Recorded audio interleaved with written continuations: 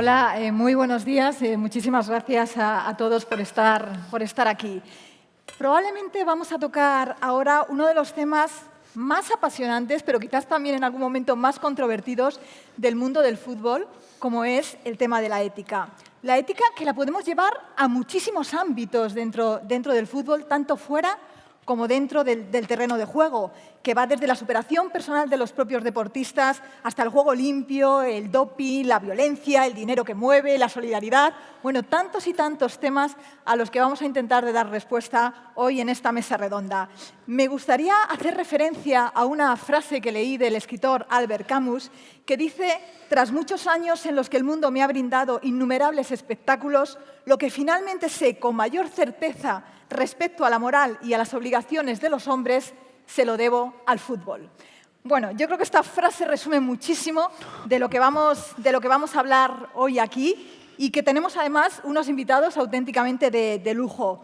Luis Rubiales, presidente de la Asociación de Futbolistas Españoles. Muchísimas gracias, Luis, por estar aquí. Joaquín Evangelista, presidente del Sindicato de Futbolistas Profesionales de Portugal. Buenos días. Muchísimas gracias. Bobby Bars, director general adjunto de la Professional Footballers Association, Asociación de Futbolistas Profesionales. Y muchísimas gracias, Bobby. Y Manu Sarabia, exjugador, entrenador y comentarista de Movistar Plus. Muchísimas gracias a los cuatro por estar aquí. Gracias, Manu. Gracias, buenos días. Y además con algo que os une, y es que habéis sido exfutbolistas. Y eso creo que es un tema de unión importante y que os da además posibilidades de hablar con bastante buen juicio del tema que vamos a tratar hoy aquí. Empezamos por Luis. Luis, el comportamiento ético en el fútbol está evidentemente dentro del campo del terreno de juego, está fuera del terreno de juego. A mí me gustaría, más allá del terreno de juego, que nos cuentes en qué otras facetas el deportista lo tiene que tener presente. Bueno, Isabel, antes de comenzar, quiero darte las gracias a ti y a Trevia por apostar, ¿no? Porque todo lo que sea hablar de fútbol y ética en el mundo del fútbol es un paso adelante. También quiero, y creo que está por ahí, Marian Otamendi, darle las gracias a World Football Summit. Desde el primer momento pues, conectamos y apostamos porque vemos fundamentales estos debates y además que todos los puntos de vista se puedan confrontar. Todo lo que sea construir es positivo. Y deciros, como te he dicho antes, ahí entre bambalinas, que en cuanto termine me tengo que marchar y casi no me voy a poder despedir porque voy al 13 cumpleaños de mi hija Lucía, ¿no? Entonces, pues yo no sé si eso es ética o no ética, pero que mi hija me va a pegar una patada en el culo si no aparezco allí. Entonces... No sería ético, ¿no? No sería ético. Entonces voy a estar al lado de mi hija, que ya es toda una mujer, ¿no? La ética lo es todo, no en el fútbol, en la vida. Nosotros entendemos el fútbol, y en eso coincidimos los cuatro que estamos aquí y todos los que nos hemos dedicado profesionalmente a ello, como una escuela de valores. Para nosotros es una escuela de valores. Por lo tanto, trabajamos por y para que se preserven esos valores siempre en la conducta de los futbolistas. Obviamente desde AFE estamos desarrollando un código ético que no voy a adelantar aquí y que esperamos que sea unánimemente aprobado en la próxima asamblea de los futbolistas, pero sí puedo esbozar unas pequeñas pinceladas de lo que hacemos, ¿no? La solidaridad es ética, es gran parte de los valores que dentro del terreno de juego, esa solidaridad, ese compromiso con el compañero, ese afán de superación. Nosotros somos solidarios, fíjate, y un ejemplo que ahora está de moda porque está muy en prensa, por el 0,5% de la televisión, ese retorno que llega a los futbolistas, los jugadores, los capitanes de primera división y de segunda división en una asamblea decidieron ofrecerlo a las chicas, a las futbolistas y también a los chicos, a los jugadores semiprofesionales de segunda división B más modestos. Gracias a ello se va a poder fomentar el departamento, que ya estamos a un buen nivel, pero yo creo que lo vamos a poder mejorar mucho en formación. Gracias a ello van a tener un plan de ahorro con el que poder tener una ayuda en el momento de la retirada, que llega pronto, y gracias a ello, sobre todo, se van a poder llevar iniciativas con los jugadores más modestos. Hay otra parte, porque no solo es dentro del fútbol, también está la sociedad, y voy terminando. ¿Qué hacen los futbolistas, el colectivo de futbolistas? ¿Qué hace AFE por la sociedad?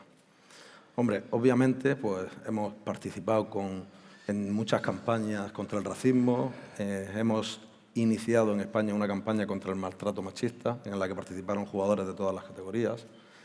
Estamos en todo aquello donde vemos que hay desigualdad, donde hace falta arrimar el hombro. Pero voy a poner 3 ejemplos que creo que vais a entender que son importantes.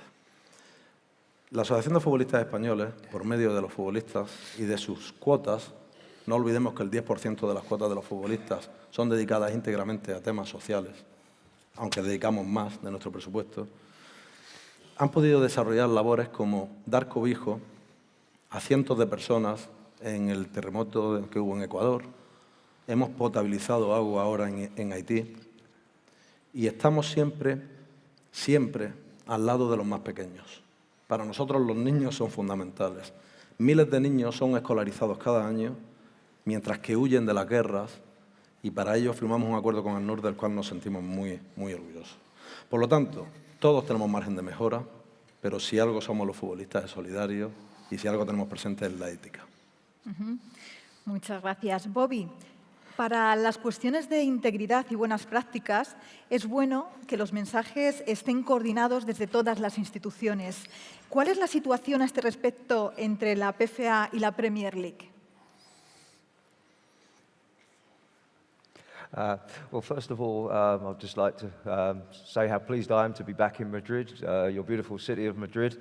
I've listened to Luis talk about the fantastic work that AFA does, and I think it's something that most unions now in FIFPro have very much taken on board because players, although there is always a question as whether footballers are role models, the fact is that whether you like it or not, footballers are in the public eye, they are in a very privileged position, and they do have a position where people will listen. And it's important that that responsibility is taken very seriously. In terms of my work, not only with FIFPro, but also in England, for example, it's very important that players and clubs are seen to be part and parcel of their community and that they engage and use the powers that they actually have for the good. You talk about the Premier League. We negotiate with our contract, and we have a standard contract that all players in England sign up to in association with the Premier League and the English Football League. And within that contract, there is actually a provision that actually says that each player has to do up to 6 hours per week of community work. So a club has that opportunity to use their players for up to 6 hours per week within their local community. Notwithstanding that commitment that players have already given in their contracts, many of the top players will have their own foundations, their own charitable foundations. And through these foundations, they raise money for all sorts of community projects, and not just money, but also awareness, because for example, one of the areas that we work very closely with the Premier League on is literacy. And we speak with teachers, and you'll find that a teacher in a classroom sometimes can find certain groups, particularly young boys, they're not too enthusiastic about reading. But when we have a Premier League footballer will come to the classroom and he will say to the boys, "This is my favourite book, I read." All of a sudden, these boys think, oh, it's cool to read, and there is progress made. So it's just an example of one of the ways that they can actually use their fame and their celebrity for the greater good. It's something that we take so seriously that we have a whole department in our union which is for corporate social responsibility. And we've just published our results from last season. And last season alone, we had over 40,000 visits carried out by players to community projects around the country. I mean, that's fantastic when you consider the commitment that players have. I mean, top players these days are rarely at home. They rarely have spare time because whether they're with the national team or travelling in European competition.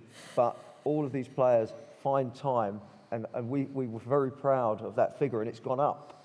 Since we started taking records of these particular visits, it's gone up every year, so we're extremely proud that that's something that we've worked together with the clubs and with the players to actually make sure that football is seen to be giving something back.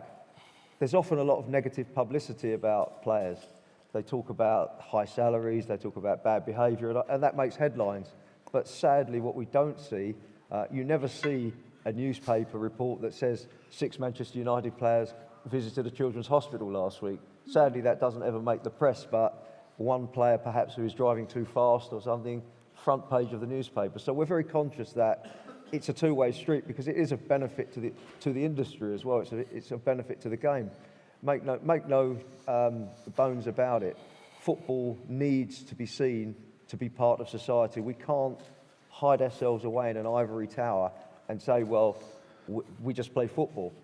That was the case a few years ago. Football clubs, the stadium was somewhere where people came to every 2 weeks to watch the game. Nowadays, there are so many activities that go on around stadiums, whether there be classes for children who have to catch up in school, whether they be exercise classes for the elderly, for example. Football clubs are now becoming hubs of their local community. And I think there's a great credit to Luis touched on the work that we do in terms of anti-racism, homophobia, social inclusion. I can't think of another industry that does as much as we do because we're often criticised, but I look around and I say, well, sometimes we're very hard on ourselves in football and we don't actually acknowledge what we actually do because there's an awful lot of work that is carried out that we take for granted within our industry, but other industries perhaps say it as well. We didn't realise you did that, and I think that's the reward really when we actually look at it and we say, well, you know, we've moved from that image of football as being selfish and self-interested to I think now where I think we're gradually changing that focus where people do acknowledge that footballers do contribute to society. Muchísimas gracias, Bobby. Joaquín, vamos a tocar un tema un poquito más controvertido. Con todo lo que se habla de la FIFA, por un lado, amaños de partidos, contratos irregulares de menores, doping, blanqueo de dinero, corrupción y, por otro lado, pérdida de credibilidad de los directivos que dañan la imagen del fútbol. ¿Cuál es tu opinión desde Portugal de todo esto que estamos escuchando continuamente? Hola, buenos días. Desde Portugal, en primero, complementar toda la platea, mi hermano Luis en particular y mis colegas. Y es un placer estar en Madrid. Muchas gracias. Me gusta la pregunta. ¿Por qué se habla de ética? No por las buenas razones. Esto lo hacemos todos los días. No es una obligación.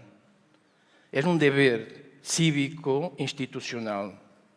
Y las buenas prácticas las debemos promover, pero antes pienso que debemos hacer un diagnóstico. ¿Por qué se habla de ética? Porque hay una crisis de valores. Hablas de FIFA, yo hablaba hace poco del lado negro de la FIFA, que lo estamos conociendo. La FIFA es lo que representa los países en el plano internacional, porque representa a todo el mundo. Y por lo tanto es un tema que afecta globalmente al fútbol y a la sociedad y necesita respuestas.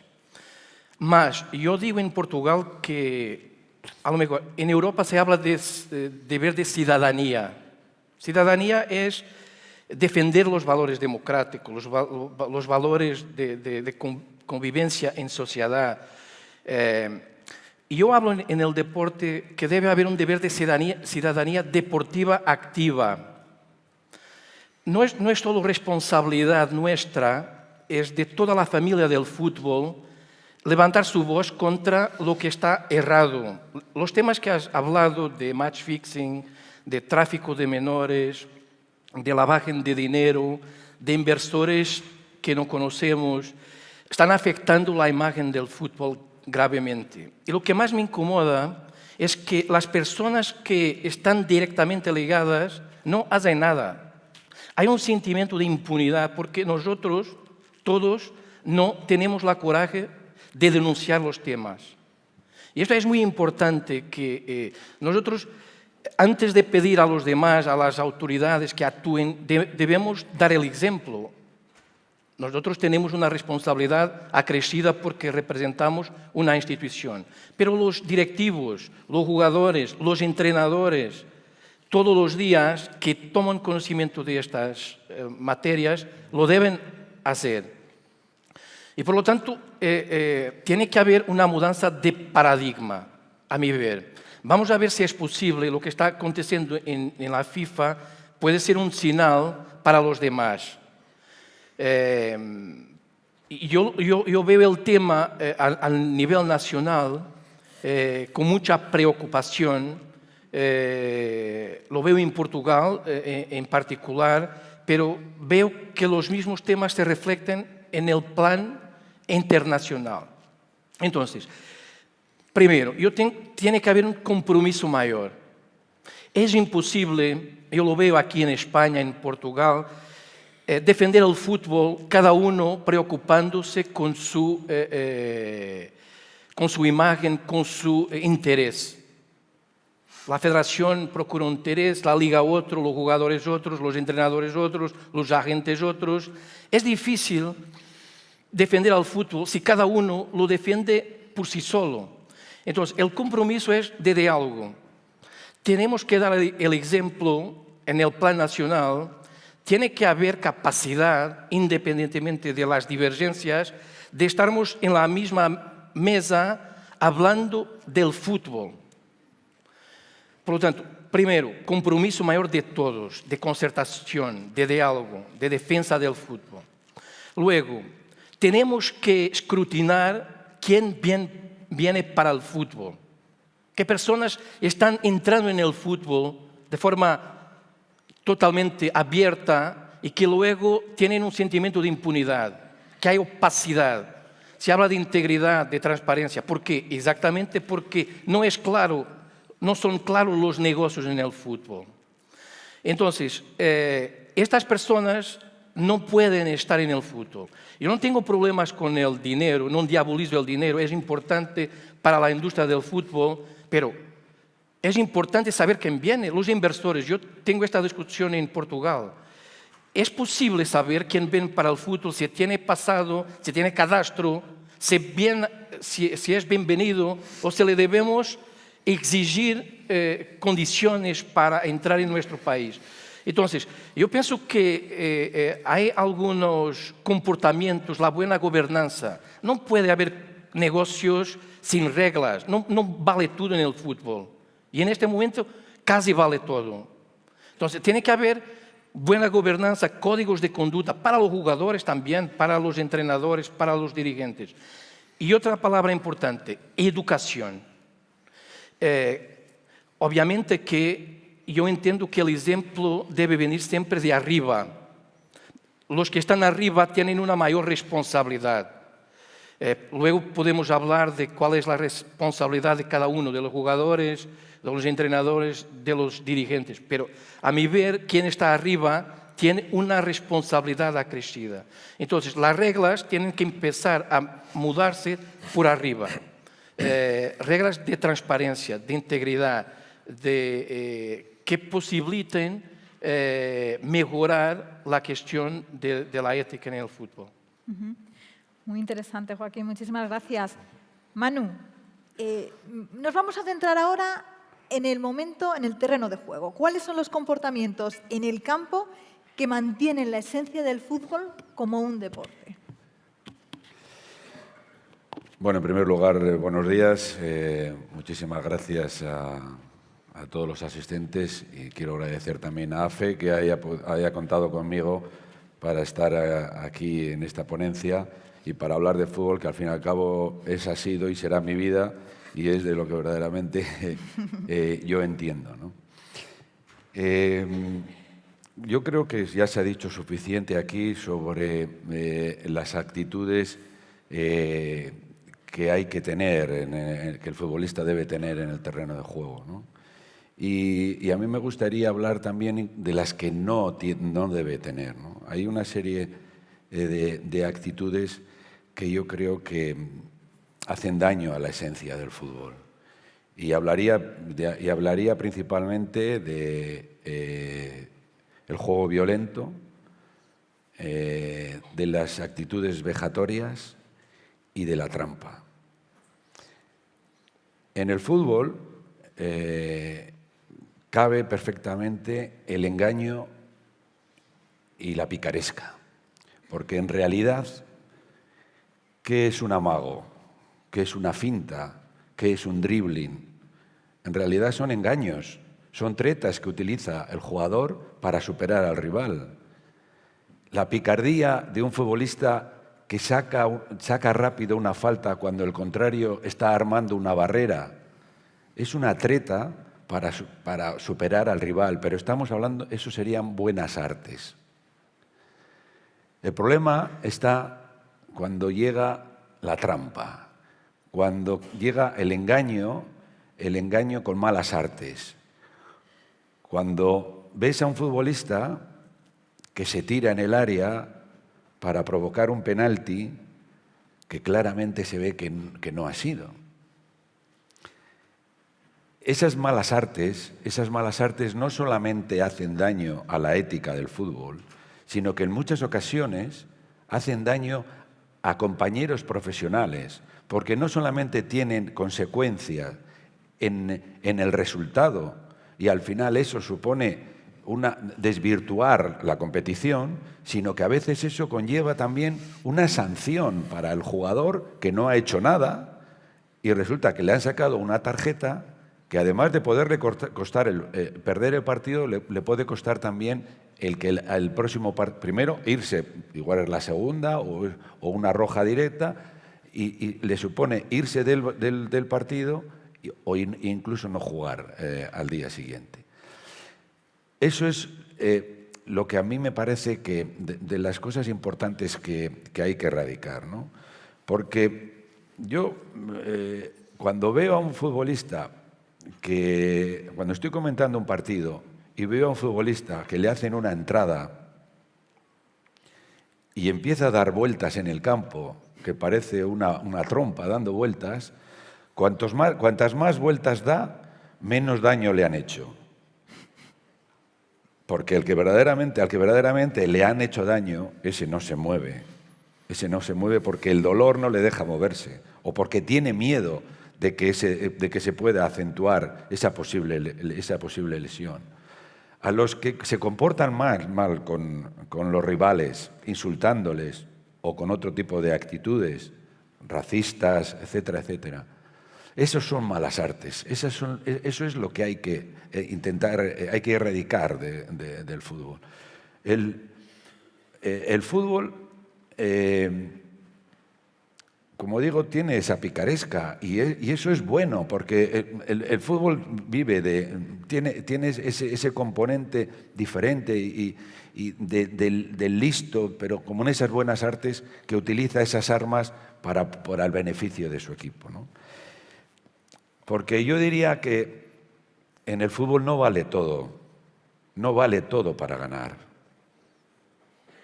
El futbolista que engaña debería terminar el partido y estar enfadado consigo mismo si ha utilizado malas artes para poder ganar el partido, porque está desvirtuando la competición y porque está dañando a compañeros de profesión. Luego hay una frase que se utiliza mucho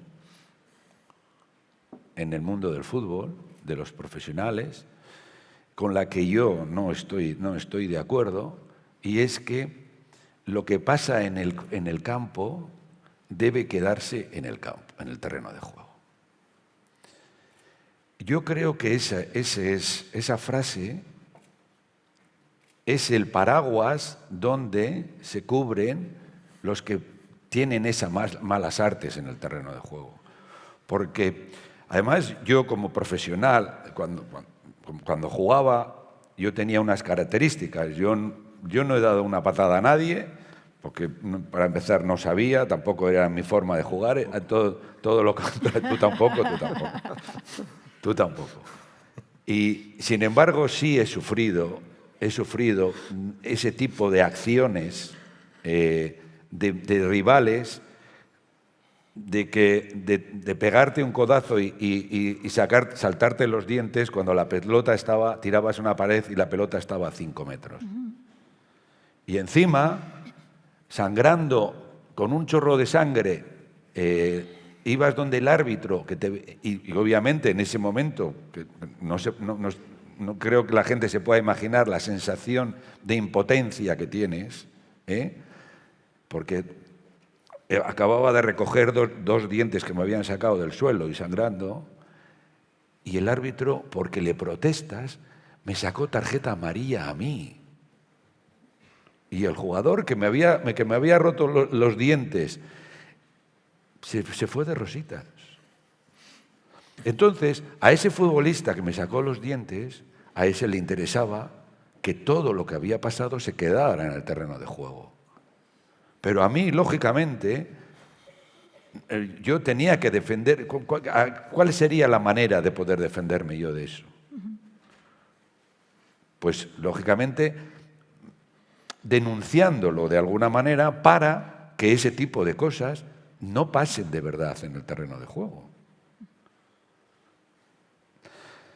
Y me gustaría mucho destacar lo que acaba de decir Luis en el inicio sobre ese código ético sobre el que está trabajando la AFE, que me parece importantísimo y fundamental para que los propios jugadores son los primeros y los más interesados en que por encima de todo esté el juego limpio. Y creo que los futbolistas son los más beneficiados en todos los sentidos, no solamente desde el punto de vista deportivo, sino desde el punto de vista humano y demás. Porque en realidad, luego creo que hablaremos también de ello, los futbolistas somos una referencia para la sociedad. Desde luego que sí. Muchas gracias, Manu. Luis, tú antes hablabas de escuela de valores, que el fútbol es o debería ser, ahí es lo que podríamos también debatir, una escuela de valores. ¿Cuál es el camino para conseguir esa integridad? Que de verdad el fútbol sea eso. Bueno, yo creo que centrándonos quizás un poco en lo que comentaban mis compañeros, no olvidemos que aquí pues quizás estén los dos sindicatos más importantes, el inglés y el español, pero también hay un top 10 como el portugués y bueno, Manu, que es toda una institución y una referencia para todos los futbolistas. Cuando se habla de integridad y hablamos de amaños o maletines, de apuestas, etcétera, realmente puede haber una visión equivocada de lo que hacen unos y de lo que hacemos otros. ¿Dónde está AFE en esta posición? AFE trabaja en la pedagogía. También trabajamos en el castigo, sí.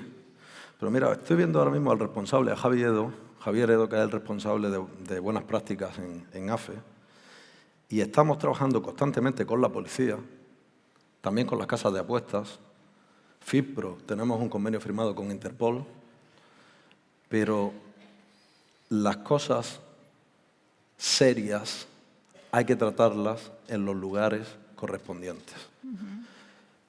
Claro, yo veo un poco estupefacto cómo desde otra institución, aquí ha habido representantes y va a seguir habiendo, ¿no? Y quizás desde la presidencia de la patronal, se está focalizando únicamente en esta segunda parte, en el castigo. ¿Por qué digo esto? Pareciera que hay más interés en pillar a alguien amañando un partido que en erradicarlo. Así es como lo pensamos nosotros y como lo vemos. Y no es una opinión que yo puedo verter aquí, alegremente.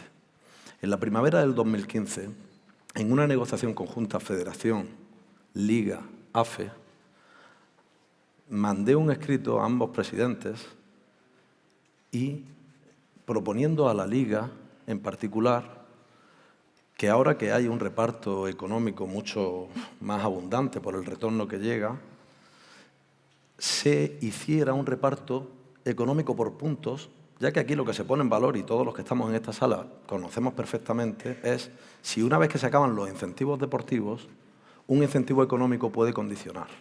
Ese es el debate. Pues bueno, esto ya está inventado en la Champions League, está inventado también en la Premier League, por posiciones. Yo soy más partidario por puntos, que es lo que trasladamos.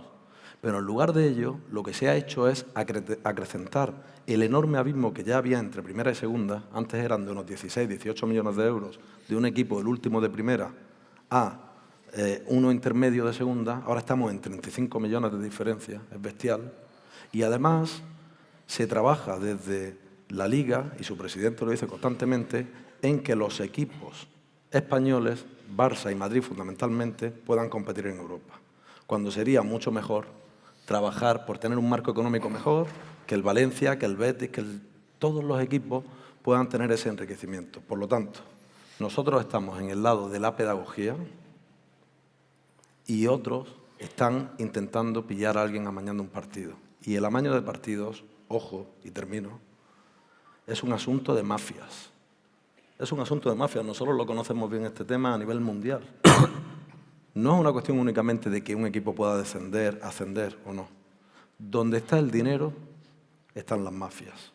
Y probablemente el chico que comete un error de este calibre, en ocasiones tiene tras sus espaldas una amenaza, incluso hasta de vida o muerte. Por lo tanto, tratemos este tema con la seriedad, con la prudencia. Y termino con una frase que dijo el señor ministro de Deportes. Si usted tiene una prueba, denuncie. Si no, cállese. Hay otros que hablan constantemente, sin ir más lejos. A los jugadores del Rayo se les acusó hace unos meses de un amaño, el presidente de la Liga, el señor Tebas, tan alegremente. Yo soy partidario también de que aquellas personas que por responsabilidad ostentamos cargos, cuando acusemos, lo hagamos con pruebas y en los sitios. Y si no, que se nos puedan abrir expedientes de suspensión o de inhabilitación, porque es una falta de responsabilidad muy grande que no nos podemos permitir. Muchas gracias, Luis. Muy interesante. Vamos a seguir en algo relacionado con el tema de amaños, Bobby. Me gustaría, en un país como el tuyo, con una tradición enorme de las apuestas deportivas, ¿qué tipo de actuaciones estáis llevando a cabo para alertar a los jugadores sobre el riesgo de este tema, ¿no? de las apuestas deportivas? Well, I think you have to bear in mind that, particularly when you're talking about the English Premier League, there is probably more money betted on that particular league than any other. But the one thing that we have is we have a good coordinated, I wouldn't say campaign, because campaign is something that begins and ends. I would say it's more a code of practice in the way that we do things. We work very closely with the Federation, to the extent that we actually go out together. When we go into the locker rooms, we speak to the players together with the union and the Federation, and we make it clear to them the dangers of match fixing, and more significantly, what the consequences of match fixing are, because we have very strong rules in England in terms of what participants playing and working in football are not allowed to bet on football at all. Not just domestic football, not just football in their division, not their team. Our players are not allowed to bet on any football at all globally. So it deals with any ambiguity. So there's no confusion as to, well, perhaps I could bet on this, perhaps it's okay to do that. You can't bet on any football at all. You can't bet on the first goal scorer, you can't bet on yourself to score, you can't bet on your team to win, you can't bet on anything. So that is absolutely clear. We also reinforce to the players that it's possible that people will say, okay, I will bring a friend who will make a bet for me. And what we've been able to do, working with the gambling industry, we've been to visit the computer systems that they actually have in operation, where they track the bets and they look for anomalies in the patterns that will be a normal betting pattern. But probably the most significant piece of software they showed us was that there was some software that they actually have within the gambling industry, which is just a rung or two below what you'd call anti-terrorism software, in the sense that what it can actually do, it doesn't just track you as an individual if you're making a bet, it actually tracks known associates of yours, relatives. So if you can reinforce that message to players, look, don't think that just by getting a friend to put this bet on you, you're going to be removed from it. You're not. And we really hammer home this message. When our staff, we have a full-time staff who go and visit the clubs in the locker rooms on a regular basis. And our guys have actually been trained by Interpol to know what to look for. And the message is every time when you're speaking to players, and sometimes players will still call you. We might get a phone call from a player, oh, is it okay to bet on this because it's a women's game, for example? And we're also always absolutely clear that to keep yourself out of trouble, You must obey the rules. I think you have to also look at the source of where the problems are in match fixing. And I think it's an undoubted fact that match fixing and players who are more vulnerable to match fixing can be those who, for whatever reasons, haven't been paid their salaries on time, they're waiting for money, and someone lurking in a corner perhaps can say to them, well, I know you have some financial difficulties, but I can make this go away for you if you just do this in the game on Saturday. So it's really important that the authorities ensure that the economic frailties of the system that make players vulnerable are locked in and they're actually prevented. With FIFPro, we work very hard across the game, globally, with all of the stakeholders to try and ensure that contracts are respected and that players receive their salaries, because we produced what we called a black book in Eastern Europe about 5 years ago, where we spoke, and the players, more importantly, answered questions about what their circumstances were, whether they had their salaries on time, how long they had not been paid, had they been approached by match fixers. And the correlation was clear. In those countries where players were vulnerable for economic reasons, they were the players and the countries that were experiencing the worst incidents of match fixing.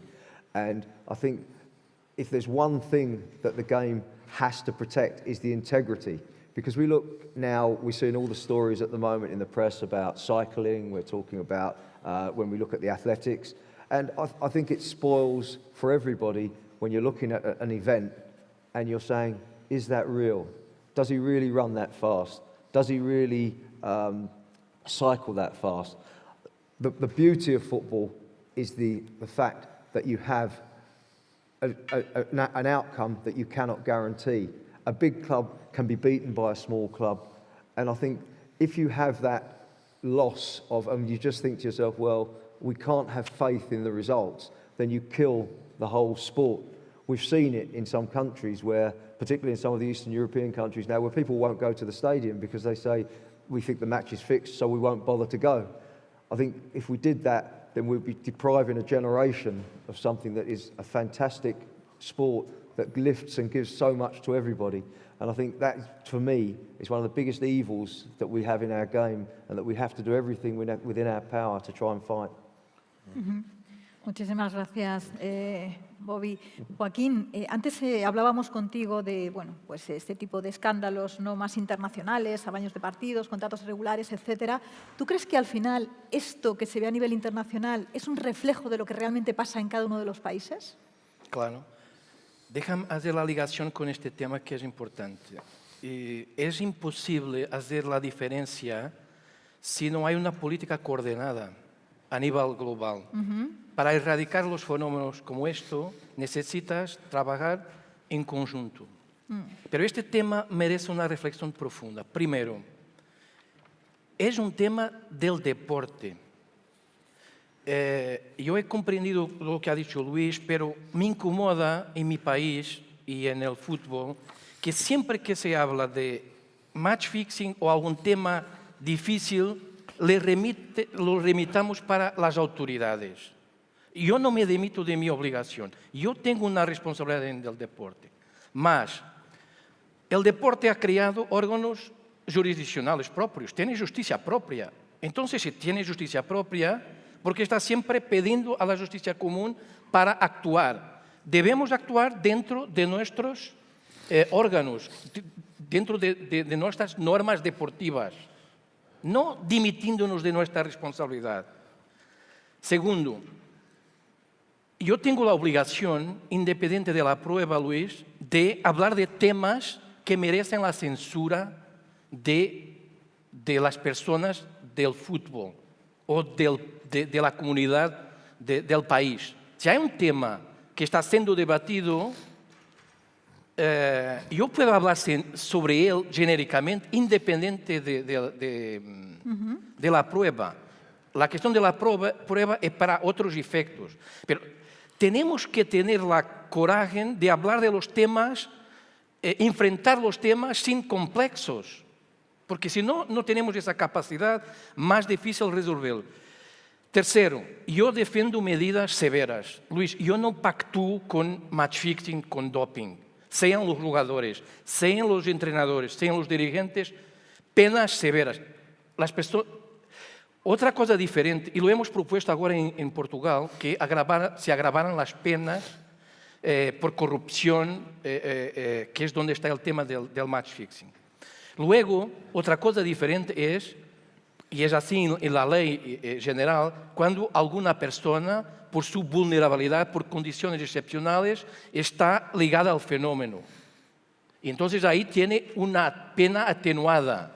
Tenemos que diferenciar los comportamientos. Y si los jugadores no es por el facto de no recibir dinero que pueden cometer actos ilícitos. Yo no lo admito. La ética es para todos. Otra cosa es comprender, y eso yo lo comprendo, estoy en la primera fila cuando hay jugadores que no reciben en Chipre, en Grecia, cuando hay menores que vienen de África y de Brasil a Portugal, que nosotros como España somos una plataforma, estoy siempre en la primera fila ayudando a esas personas.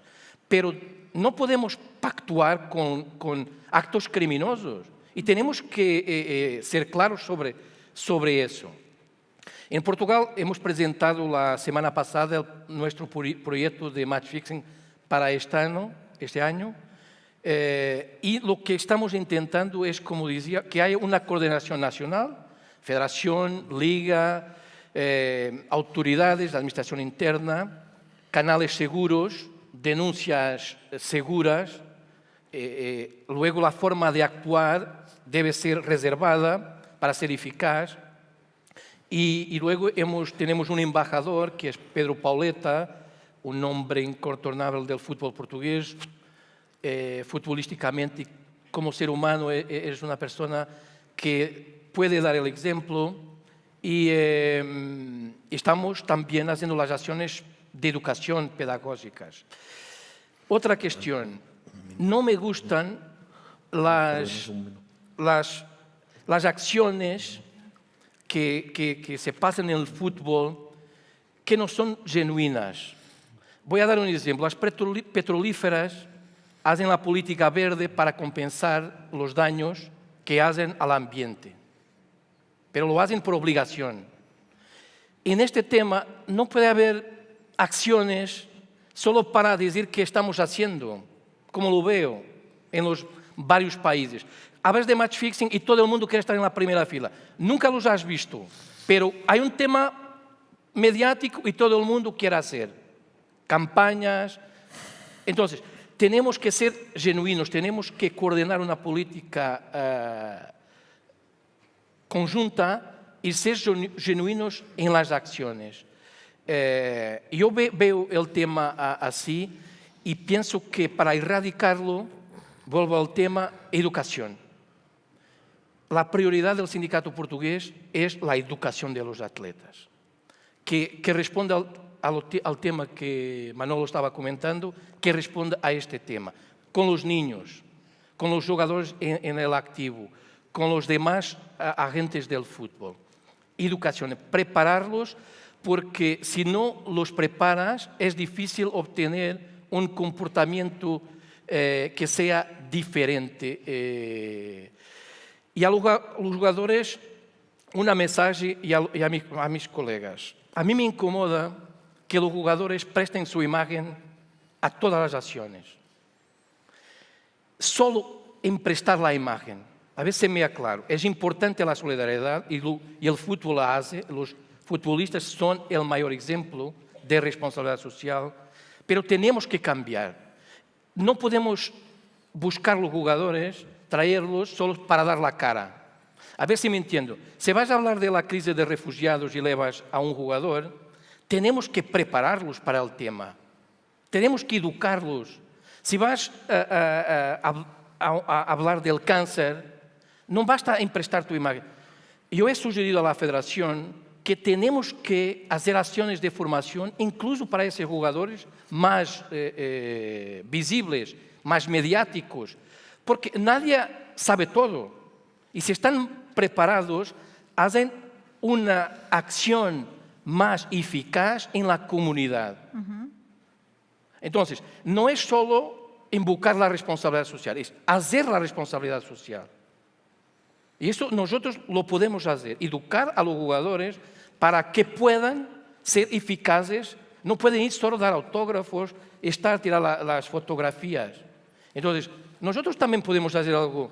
El problema no está solo en los demás. Nosotros también podemos hacer algún trabajo interno para valorizar a los jugadores, porque los otros no lo valorizan. Si no lo valorizamos, no podemos estar esperando que lo valoricen los clubes, el poder político, porque la política deportiva no está direccionada para el practicante. Termino. Muchísimas gracias, Joaquín. Manu, antes hablabas de la integridad, del comportamiento de los jugadores en el terreno de juego. Yo te querría preguntar, ¿va a mejor o va a peor? Yo creo que el comportamiento de los jugadores en el terreno de juego está relacionado con el comportamiento de cualquier persona en cualquier momento de la vida, ¿no? Joaquín hablaba ahora de educación y yo siempre estoy hablando de que para mí hay dos cosas fundamentales que sirven para que los jugadores sean mejores personas, pero que a la vez les sirva para ser mejores futbolistas. Y son la educación y la enseñanza. Porque cuando el fútbol es una toma de decisiones, continuamente tienes que estar decidiendo si corres, si te paras, si pasas, si driblas.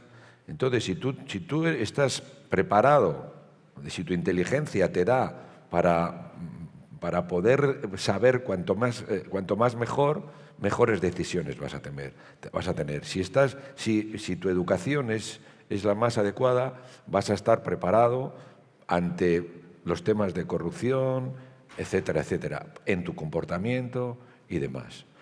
Manolo, ¿puedo hacerte una pregunta muy directa? Por favor. Dentro del terreno de juego, ¿de quién, por los comportamientos anti-juego, que son los más, que incomodan más, de quién es la mayor responsabilidad? Porque a mí me parece que los jugadores obedecen a una política deportiva, que si un entrenador ve a un jugador hacer algo que no le gusta, tiene que actuar. Sí. Yo lo veo todos los días, yo veo los partidos y lo que los jugadores hacen es lo que el entrenador les permite que hagan. Bueno, afortunadamente, me parece es una pregunta que tiene un abanico muy amplio, ¿no? Se puede enfocar desde muchos parámetros. Afortunadamente, creo que los clubes cada vez más trabajan más en la formación de la persona y no solamente en la formación del futbolista.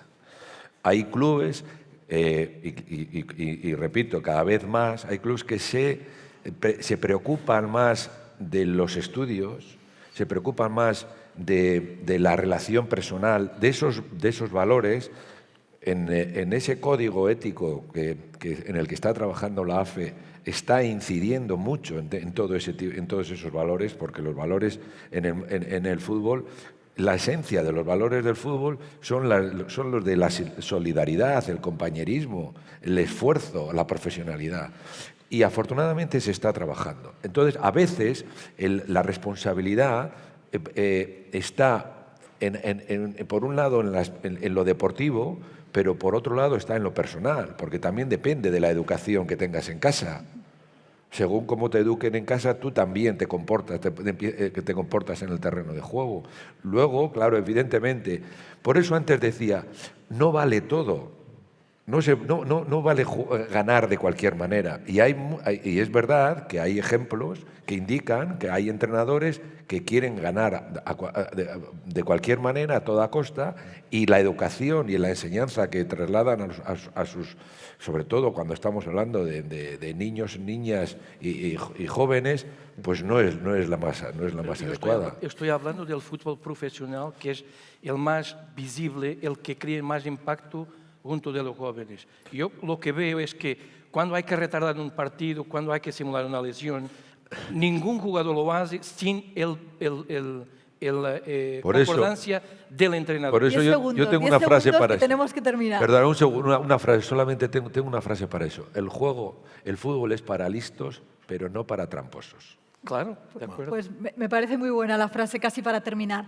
El tiempo se termina, os dejo si queréis 10 segundos a cada uno para que me deis un mensaje de cómo ser más éticos. Y de verdad que son 10 segundos, 15 para cada uno. Luis, yo sé que tú querías añadir algo más. No, sí, y me he yo- quedado con una pregunta muy interesante, que es por qué en Inglaterra hay competición durante las fiestas de Navidad y en España no.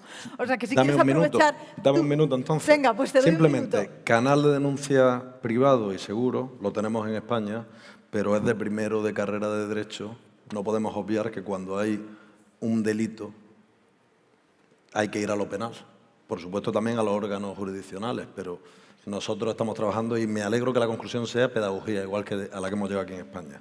Con respecto a esto, quizás hay una cuestión que la gente no conoce, y es que los futbolistas ingleses no es que amen a Papá Noel, no es que surja de generación espontánea lo de jugar en Navidad, es que el sindicato inglés ha conseguido que el 5% de los traspasos vaya para ellos, que un tremendo porcentaje de televisión vaya para ellos y que esto se utilice para fondos de pensión, se utilice para acciones sociales. Es decir, no es que crean deliberadamente en Papá Noel, a lo mejor Bobby cree, que yo creo que no, pero en fin, no es que aquí no queramos. El día que aquí ocurra, se hablará y se votará, pero déjame que termine con una cuestión. Ayer hablaba con Bobby comiendo. Él es presidente europeo, representa al sindicato inglés también, pero él es parte de la junta directiva de la Liga. Aquí la Liga es la patronal, y la patronal tiene, pero con un gran rótulo, un enorme complejo de inferioridad. Porque en vez de trabajar porque los clubes españoles cada vez sean más competitivos y haya una mejor liga, está trabajando, y lo dice el señor Tebas, en que el Real Madrid y el Barcelona puedan competir en Europa. Y eso es lo que no hace atractivo el fútbol español. Vale, muchísimas gracias, Luis. Bobby, Gracias. un mensaje, 10 segundos. I think in 10 seconds I can just say that we're all talking and we're all here. We're talking about football as a business, and it is big business. But I think if we can all keep a little bit in our souls just to remember that although football is big business, it is a sport, and it's a sport that we all love, and we don't have the right to be the biggest sport in the world. It's something we have to work at every day to keep earning that right so that people want to keep playing and people want to keep watching. Perfecto. Muchísimas gracias, Bobby. Joaquín. Yo sobre el tema diría a las personas en general, a las que están aquí, a las que están afuera, que no nos limitamos a venir y asistir. Estar en la, ¿cómo se llama? En la silla o en casa viendo el fútbol. No, que hagamos algo, que hagamos la diferencia, que tengamos la coraje de defender el fútbol. El concepto de ciudadanía deportiva activa. Ese es. Perfecto, muchísimas gracias. ¿Y Manu? Yo diría que los futbolistas son referencia para las niñas y niños y jóvenes y no tan jóvenes en la sociedad. Como tal referencia tienen que ser ejemplo y ese ejemplo lo tienen que demostrar dentro y fuera del terreno de juego. Y todo lo que el fútbol le da a los futbolistas, estos futbolistas de alguna manera se lo tienen que devolver a la sociedad por esa fuerza que tiene. Y voy a terminar con una frase Ya te has pasado los 10 segundos. de Nelson Mandela, en una reflexión que hacía de Nelson Mandela. Decía, el deporte tiene el poder de transformar el mundo, tiene el poder de inspirar, de unir a gente como pocas otras cosas. Tiene más capacidad que los gobiernos para derribar barreras raciales. Eso hizo que, gracias al rugby, el problema del apartheid tuviera una pequeña solución. Digo pequeña porque eso siempre será eterno. Y luego, bueno, pues eso le permitió a Sudáfrica organizar el Mundial de tan grato recuerdo para todos los españoles. Pues muchísimas gracias. Había varias frases aquí que me hubiera gustado ahora repetir, pero nos hemos quedado sin tiempo porque me ha parecido realmente interesante. Muchísimas gracias a Luis Rubiales, a Bobby Bars, a Encantado. Joaquín Evangelista, que antes sé que he dicho mal tu apellido, a Manu Sarabia. Muchísimas gracias, de verdad que ha sido realmente interesante. Muchísimas gracias. Gracias.